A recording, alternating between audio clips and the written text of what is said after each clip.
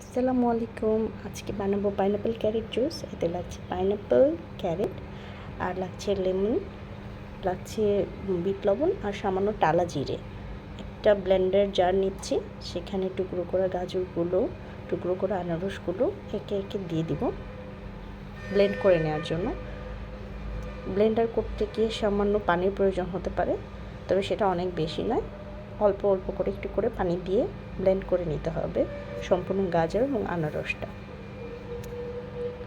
তো আমরা স্টার্ট করে দিচ্ছি। প্রথমে গাজর এবং পাইনাপেলটা দিয়ে নিচ্ছি টুকরো টুকরো করা। এই টুকরো করে দেওয়ার কারণটা হচ্ছে এতে ব্লেন্ডারের উপর প্রেশারটা কম পড়ে, খুব সুন্দর স্মুথ হয়ে যায় সেজন্য। তো এখানে আমরা স্টার্ট করে দিলাম ব্লেন্ড করা। গাজর এবং আনারসটাকে সুন্দর করে ব্লেন্ড করে নিয়েছি। এটা হচ্ছে তার ব্লেন্ডিং লুক। এতে আমি একে একে যোগ করব বিট লবণ, টালা জিরের গুঁড়ো। আমি এতে সামান্য সল্ট এবং সুগারও অ্যাড করেছিলাম, সেই ক্লিপটা কেটে গেছে।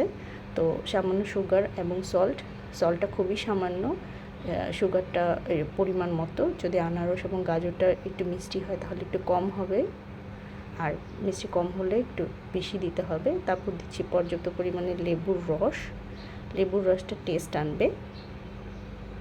এই তো ফাইনালি আমার হয়ে গেল। যাদের ব্লেন্ডারে পাল্প আলাদা করা যায় না তাদের জন্য অবশ্যই ছেঁকে নিতে হবে, জুসটাকে ছেঁকে এরকম একটা পাত্রে নিয়ে নিতে হবে। আর এখন যদি প্রয়োজন মনে হয় তাহলে একটু রক সল্ট আর বিট লবণ আর টালা জিরের গুঁড়ো অ্যাড করা যেতে পারে। ফাইনালি গ্লাসে ঢেলে ঠান্ডা ঠান্ডা সার্ভ করুন ক্যারেট পাইনাপেল জুস। খুবই হেলদি, খুবই রিফ্রেশিং, এটাকে ডিটক্স জুসও বলা হয়।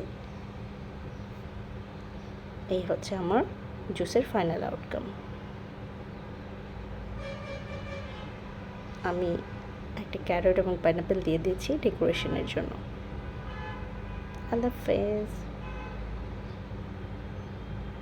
ও আরেকটা কথা, যদি একদমই ডিটেইলে আমরা রেসিপিটা পেতে চাই তাহলে আমার ইউটিউব চ্যানেলের ডিসক্রিপশন বক্সে দেওয়া আছে পুরো রেসিপিটা, সেখানে আপনি পেয়ে যেতে পারেন। প্লিজ ভিজিট করতে পারেন আমার ইউটিউব চ্যানেল।